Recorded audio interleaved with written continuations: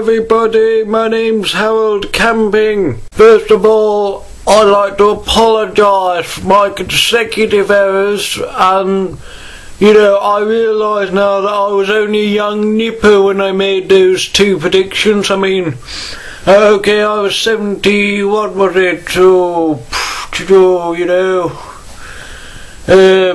let's say 72 when I made the first prediction, and the second one, roughly 88 I'd say. So, you can tell by my young ages that, I didn't really know what I was talking about. So, I think this time I've definitely determined the correct date. It's the 21st of October 2011 that we're all going to die, and I'd like to apologise to Tim Prince. Of course, his mother's birthday is the day before that, and so you're going to get 2 days to enjoy about it. I'd like to apologise to everybody else's birthdays on that date, or on the 22nd, or any of the preceding days of the 21st, because you're not going to enjoy your birthday, I'm sorry. I'd like to say that back in my day, raptures used to happen all the time, You'd be surprised at how often they happened. They happened that often, the whole world was just shocked by it, I tell you. Of course, back in those days, if we didn't have a rapture every 24 hours, it was considered that something suspicious was going on, and we'd all have to leave the country because there must have been a terrorist attack on or something. Of course, back in my day, I left school when I was 12. Of course, this was in the 1870s, so it was normal for the time. So we could believe that predictions like this were true. Of course, I grew up with William Miller as an influence, so, I've always been fascinated with the theory of raptures, I mean, I was quite the goth when I was at school. That's why I've been making these predictions. I think it's sort of my teenage years coming back out, of course, I'm in my late 80s now, and, people often ask me how I stay so young. Well, I just say to them, you just keep, telling people what was going on back in your day, and tell them about the rapture. It's definitely going to happen October 21st, 2011, and you should easily survive for quite a long time if you just believe that the rapture's going to happen, because you've got something to live for, which will end up killing you. So it's a bit ironic when you think about it. Of course, I've always been interested in the great disappointment of 1843 and 1844.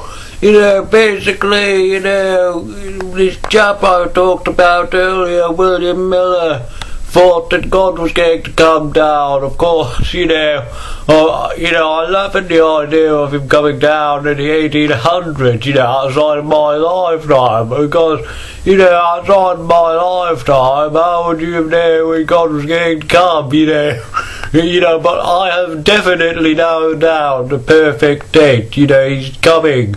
He is coming on the precise date that it is shown, and actually, now that I think about it, that might be in the middle of the Doctor Who second half of the season, yeah. So, I apologise if it is. I've heard that Doctor Who is a great TV show, what with all the asking for fish and chips and all the singing hand up in the air, so, it's definitely a good show, but anyway, we're getting slightly off topic. So God is definitely going to kill us all on the 21st of October, and, I just want us all to have a good time, get out there, sit out in your best hat, and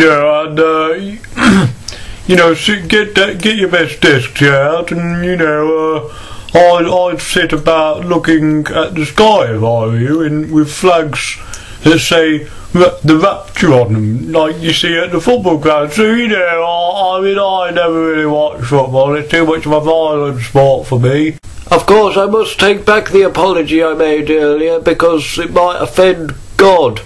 And it might actually make us die earlier, and no one likes consequences, to be honest, and I just want us all to have as much time as possible with our loved ones. Obviously now it's going to be no longer than 5 months, because of course the Earth's been found to have terminal cancer, and we're about to die. So, it's terribly sad. I'm very sorry to the people who are parents to young ones. I'm sure they would have had a great,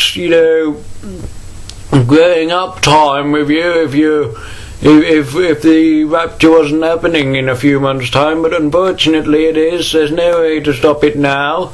And I'd like to say thanks for watching this video. 89 years old, so does that make me the oldest person to ever start a YouTube video, you might be asking? Well, no, because I saw 2 videos, one with Jesus in and one with God in. So at the oldest, I'm the 3rd oldest, and actually, sort of other people. So I might not be in the top 5. It's already come down from 1st, but I can assure you I'm definitely in 6th place in terms of age.